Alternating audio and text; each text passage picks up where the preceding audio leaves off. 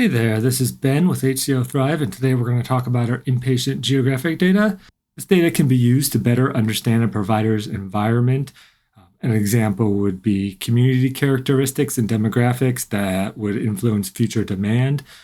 This data can be helpful for marketing and/or strategic planning purposes, among others. The data sets we're going to talk about are utilization projections. This is done by service lines. Geo-identification. This is pretty much the core identification variables for a provider. So name, address, system affiliation, if any, geo coordinates, website, if any, and a few more like that. And then finally, provider of service. This really just gives a bunch of organizational information, particularly, how many different types of employees, how many RNs, how many aides, et cetera, et cetera.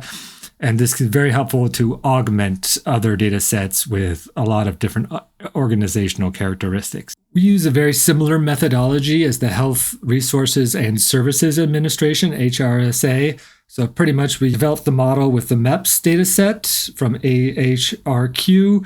Then we use that model to predict utilization using the BRFSS from CDC and then POOMS from Census, aggregate probabilities by macro geographic area, and then kind of gross up. And you can see some sources down below.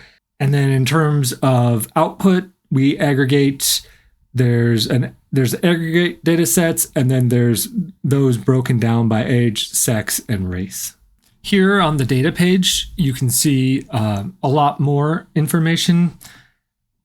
Again, you can get the technical documentation, and then we can see how the data is broken down. Here's the table that shows what variables are in which data set.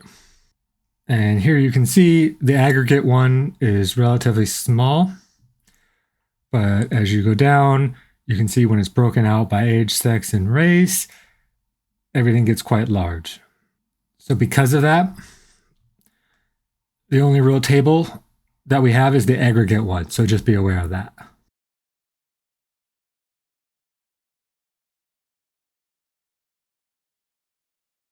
So finally, we get to our GeoID and provider of service datasets.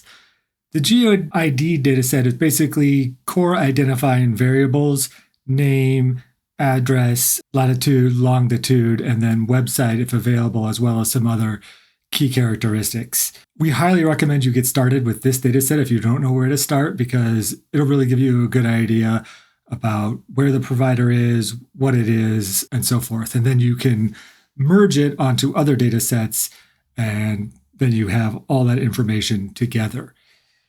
Provider of service is released by CMS. It pretty much categorizes all current CMS providers. And really, it has a bunch of information, more information about the organization itself, as well as counts of the type of employees it has. So how many RNs, how many home health aides, etc. And this data set is useful to merge with other data sets as well once you know what you're looking for, because there are a lot of variables. Probably the best way to explain GeoID is to take a look at it. So again, you can see health system name, facility name, CCN, which is the key that you're going to merge it with other data sets, provider type, etc. Here we have address. Scroll down and look at some of the other variables. And in here we can see we have phone number, website. So this is hospitals. Most of them obviously have a website. Not so for home health agencies. And of course, latitude, longitude. Here we have the provider of service, and we have some geographic, provider type, and then you can see measure IDs. This also has things like the facility name. So some of this is taken, some of the GeoID is taken from this data set. But as you can see, there are a lot of variables, and it keeps going. So it might be close to 150 per provider. But you can see things like bed count, etc. And that about wraps it up. Please let us know if you have any questions. Do remember we're going to be continually adding, especially to the GeoID data set. So just keep apprised and keep checking on it. Thank you.